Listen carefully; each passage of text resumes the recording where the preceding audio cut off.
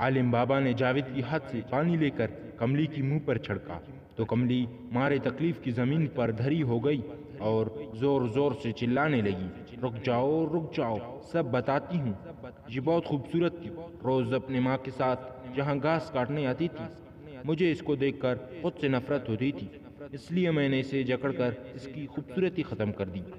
خوبصورتی چہروں پر نہیں، دلوں میں ہوتی ہے، اخلاق میں ہوتی ہے۔ چہرے کی خوبصورتی کے پیچھے بھاگنے والے اپنے مقصد سے بھٹک جاتے ہیں۔ عالم بابا نے اسے مخاطب کر کے کہا، تو نے اپنی حد پھلانگ لی ہے، اب تیرا واپسی کا کوئی راستہ نہیں۔ یہ کہہ کر عالم بابا نے ہاتھ میں پکڑی تسبیح کملی کی گلے میں ڈال دی۔ نہیں، مجھے مت مارو، مجھے جانے دو مجھے، میں کبھی واپس نہیں آؤں گی، مجھے جانے دو۔ وہ دونوں ہاتھوں سے تسبیح کو تھامے ہوئے تھی، اس کی ہاتھوں اور گردن سے دھواں نکل رہا تھا۔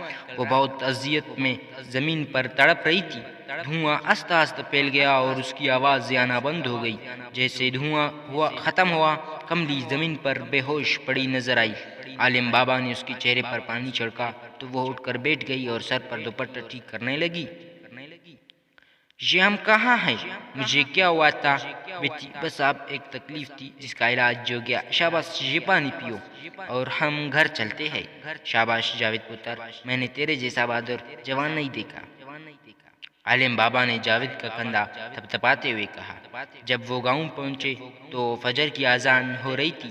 عالم بابا نے جاوید کو رانی کو اس کے گھر پہنچانے کا کہا اور خود ڈیرے پر چلا گیا۔ صبح ناشتے کے بعد عالم بابا نے چودھری کو مختصر صورتحال بتائی۔ چودھری کو یقین ہی نہیں ہو رہا تھا۔ اتنے میں کمہار اللہ رکھا ڈیرے میں آتا ہوا دکھائی دیا۔ آتے ہی اس نے سب کو سلام کیا اور عالم بابا کے ہاتھ چومنے لگا۔ عالم بابا مسکرانے لگ گئے۔ اللہ رکھا بولا، میں ایک غریب آدمی ہوں، آپ کو دینے کے لیے میرے پاس دعاؤں کے علاوہ کچھ نہیں۔ آپ نے میری بیٹی کو اس بلا سے بچایا، میں ساری زندگی آپ کا مشکور رہوں گا۔ بھائی اللہ رکھا، اللہ کا شکر ادا کرو، سب اس کی طرف سے ہوا ہے، انسان بھلا کیا کر سکتا ہے۔ یہ کہہ کر عالم بابا اٹھ کھڑے ہوئے اور چودھری کی کان میں کچھ کہا تو چودھری مسکرا کر کہنے لگا، نیکی میں تاخیر کیسی۔ یہ کہہ کر چودھری نے اللہ رکھا کے آگے جھولی پھیلا دی۔ اللہ رکھا بیٹی کا باپ تھا، فوراً سمجھ گیا اور چودھری کی گلے لگ گیا۔ رانی اور جاوید کی شادی طے ہو گئی تھی۔